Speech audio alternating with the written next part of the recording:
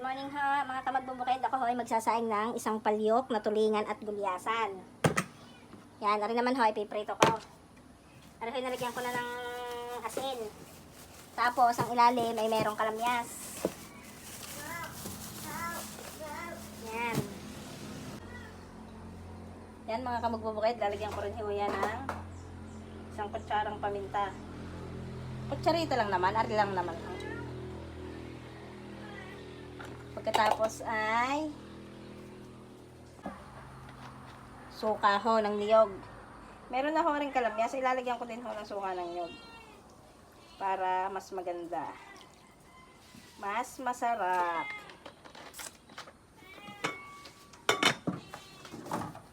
Kaway-kaway ha sa mga nag-uulam niyan.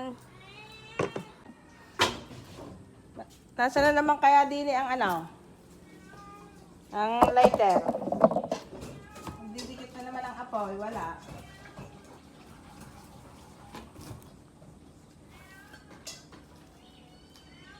Baka hiniram na naman yung kumaring mangheng. Mangheng. Ay, ito pala. Nandito ngayon ang lighter. Hindi hiniram ni kumaring manghe. Ayan guys, tayo ho ay magluluto din sa lutuan.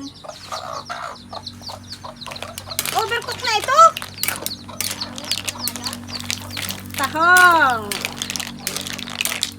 Kaway-kaway ho sa mga nakain yan.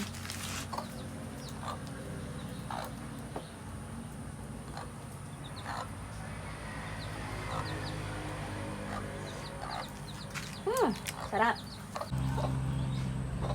Yan ha, mga kamagbubukid, ang buhay sa bukid. Sinaing ho muna ang aking isasalang at mamaya na ho yung sinaing na isda. Yan. Mahal ho ang gasol 1,550. Isa ka na ho magpapakarga kapag ka, ano na, tag-ulan na. Kakain mo na ho at gutom na. Titingnan ko rin ang sinaing. Hindi pa nga nabulak. Oh, kanina pa. Yung bato na sarap yun. Hindi mo. Alay, mamaya na. Pag paluto na.